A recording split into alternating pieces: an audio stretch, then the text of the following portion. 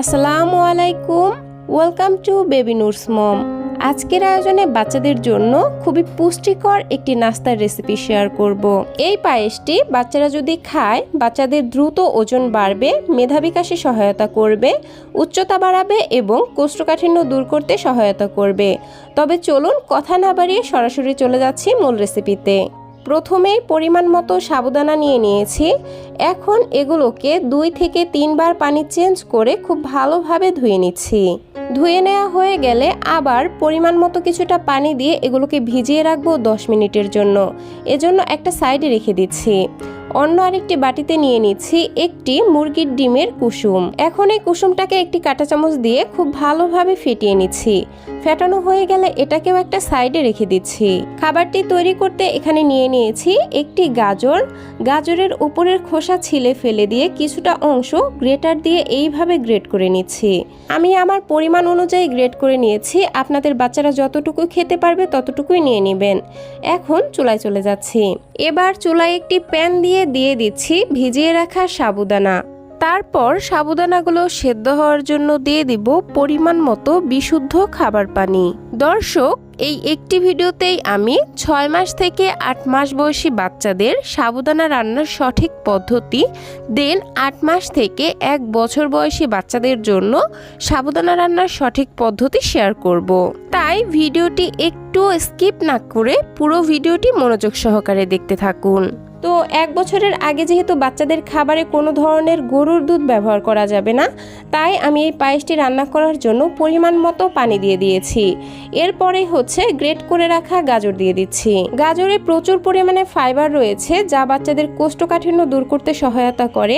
এছাড়াও এই খাবারটিকে কালারফুল করবে, যেটা দেখতে সুন্দর লাগবে। এই কারণে বাচ্চারা খুবই মজা করে খাবে। আর পুষ্টিবিদরা বলে থাকেন 1 বছরের আগে বাচ্চাদের খাবারে কোনো ধরনের লবণ এবং চিনি দেওয়া যাবে না। এ কারণে আমি এই খাবারটিতে কোনো লবণ চিনি ব্যবহার করছি না। তো যাই হোক, আমি ঘন ঘন নেড়ে চেড়ে সাবুদানাগুলোকে মোটামুটি 3 থেকে 4 মিনিটের মতো রান্না করে নিয়েছি। আর দেখতে পাচ্ছেন এই সাবুদানাগুলো কিন্তু পুরোপুরিভাবে সেদ্ধ হয়নি, মাঝখানে একটু দানা অংশ রয়ে গেছে।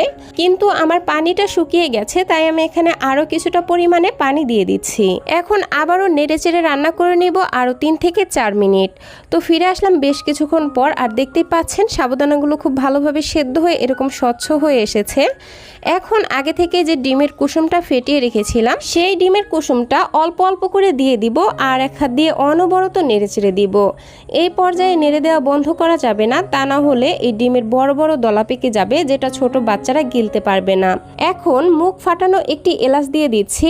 এর ফলে ডিমের কাঁচা গন্ধটা চলে যাবে। ডিমের কুসুম দেওয়ার পর আর 1 মিনিটের মতো রান্না করে নিব। এর বেশি রান্না করা যাবে না, তা না হলে ডিমের কুসুমটা শক্ত হয়ে যাবে। তো নামানোর আগে আমি খাবারটির মধ্যে সামান্য একটু ঘি দিয়ে দিচ্ছি। ঘিতে রয়েছে গুড ফ্যাট, যা বাচ্চাদের দ্রুত ওজন বাড়াতে এবং স্মৃতিশক্তি বাড়াতে সহায়তা করে। তো এখন বাচ্চাকে যে যেমন লিকুইড রেখে খাবার খাওয়ান, খাবারটিকে ঠিক সেই রকম লিকুইড রেখেই চুলা থেকে নামিয়ে ফেলবেন। আর এই তো তৈরি হয়ে গেল বাচ্চাদের জন্য হাই প্রোটিন যুক্ত এবং ক্যালোরি বহুল একটি নাস্তার রেসিপি।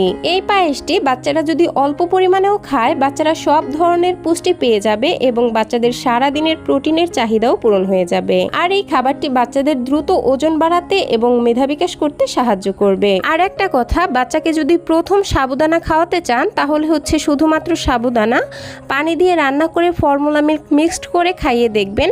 বাচ্চা যদি হজম করতে পারে তাহলে 6.5 মাস থেকে এইভাবে এই রেসিপিটি ট্রাই করতে পারেন।